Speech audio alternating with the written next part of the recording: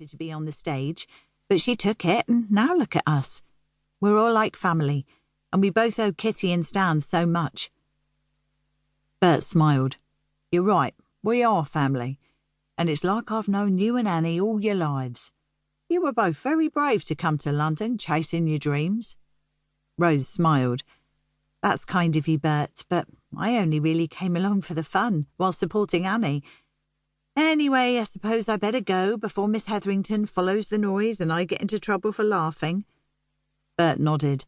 "Take care, and don't let her put you in a bad mood."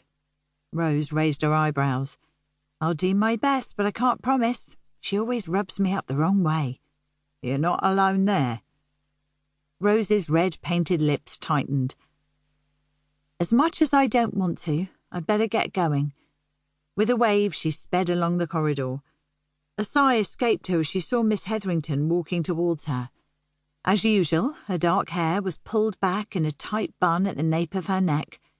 There was no getting away from the slender, terse-looking woman.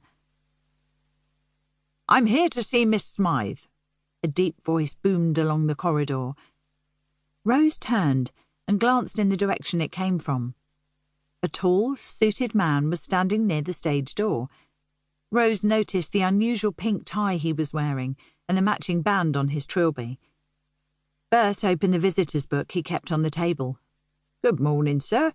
It's been a while since you were last here. No assistant with you this time?" The man smiled as he removed his hat. "No, she's busy back at the shop." Bert looked up from the page. "Miss Smythe is expecting you. I'll take you to her dressing room if you'd like to follow me." He smiled. "I remember last time you left here with an armful of paperwork." Rose stepped aside to allow Bert and the man to walk past. The man chuckled. Nodding his thanks to Rose, he continued his conversation. "Miss Smythe is a good customer who likes to keep me on my toes, but that's not necessarily a bad thing." Miss Hetherington smiled at the man in the suit as he walked past them.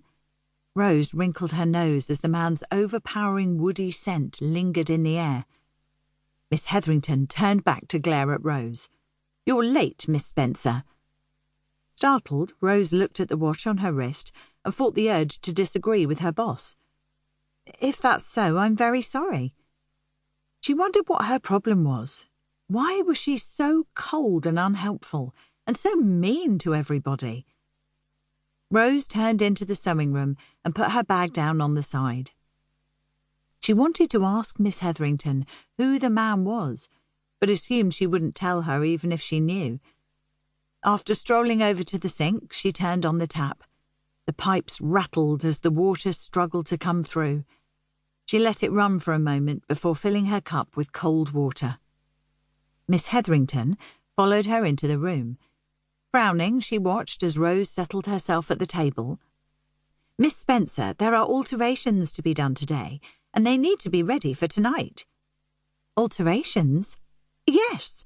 Some of the men have enlisted to fight in this terrible war, and the girls have left for more money at the munitions factory." Miss Hetherington sighed. "That means there's a lot of alterations, so the costumes will fit the new people." Rose frowned. "How many are we talking about?" Miss Hetherington's heels clipped the floor as she walked around the room, only stopping to straighten items on the table and the cotton reels in the racks. She turned to look at Rose. "I think about 6, but that may not be the final figure." Rose shook her head. "I'm not sure I'll be able to do that many in a day. Of course, it depends on what needs altering. Will you be able to help me?" "Where is the other seamstress? What's her name?" Rose raised her eyebrows. "Lizzie? Lizzie Turnbull?" She picked up her cup of water. "She's not in today." Miss Hetherington glared at Rose. "And who said she could have the day off?" Rose shrugged. "I did. She had a family emergency and we weren't busy, so I thought it would be all right." She looked directly at Miss Hetherington. "And you would have said no." Heavy footsteps could be heard marching along the hallway. Stan Tyler poked his head round the door of the sewing room. "Oh, Rose, thank goodness you're in early. I wasn't expecting you in until much later, but I'm glad you're here." Stan turned and nodded.